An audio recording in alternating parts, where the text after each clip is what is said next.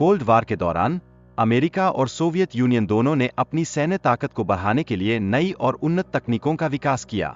यह असमान प्रतिस्पर्धा वैश्विक शक्ति संतुलन को गंभीर रूप से प्रभावित कर रही थी, एक ऐसा परिदृश्य जिसने पूरी दुनिया पर गहरा असर डाला।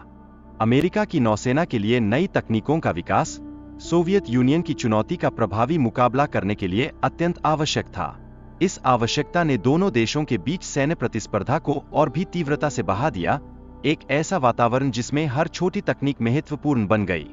सोवियत यूनियन की न्यूक्लियर सबमरीन की अत्याधुनिक स्पीड और गहराई की सक्षमताओं ने अमेरिका की नौसेना के लिए एक नया संकट उत्पन्न किया।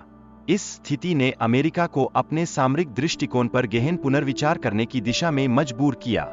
हाइड्रोफॉयल डिजाइन ने पानी के ऊपर चलने की प्रभावशीलता को नई ऊंचाइयों पर पहुंचाया।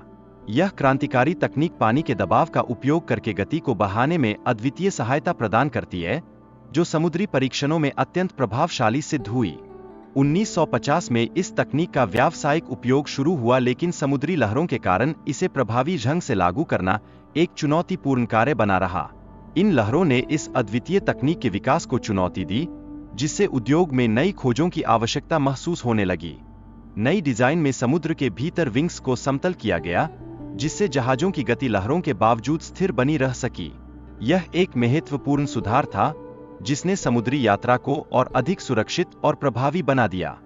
हाइड्रोफॉयल शिप की गति और शक्ति विशेषताओं का ब्यौरा अत्यधिक प्रभावी रहा।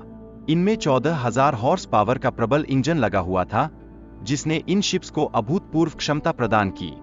इस शिप में एडवांस्ड ऑटोमेटिक कंट्रोल सिस्टम भी शामिल था। यह अत्याधुनिक सिस्टम, जो 10 फुट की लहरों में भी हाइड्रोफॉयल्स को नियंत्रित कर सकता था, ने अपनी प्रकृति में कठिनाइयों को दूर किया और उच्च स्तर की स्थिरता प्रदान की। हाइड्रोफॉयल शिप के निर्माण में 14 वर्षों का समर्पित समय लगा। इसके तैयार होते होते समय की गति के साथ साथ अन्य तकनीकों का भी विकास हो चुका था, जिससे प्रतिस्पर्धा की दौड़ और बढ़ गई। हालांकि हाइड्रोफॉयल शिप्स ने तेजी से पेट्रोलिंग की, परंतु इनकी भारी हथियारों को उठाने में असमर्थता एक बड़ा अवरोध था। यह खामी इनकी वास्तविक क्षमता को धूमिल कर रही थी, जो युद्ध के दौरान महत्वपूर्ण सिद्ध होती। इन शिप्स का प्रयोग केवल कोस्टल पेट्रोलिंग के लिए किया गया था, जिससे इनकी वास्तविक रणनीतिक महत्व पर प्रश्नचिन्ह लगने लगे थे। यह स्थिति इस तकनीक की भूमिका और उपयोग पर गहन चिंतन का कारण बनी। 1991 में सोवियत यूनियन के विघटन के बाद इन हाइड्रोफॉयल्स को 1994 में हमेशा के लिए कमीशन से हटा दिया गया। इस निर्णय ने एक युग के अंत का संकेत दिया और तकनीकी क्षेत्र में एक नई दिशा का संकेत भी किया।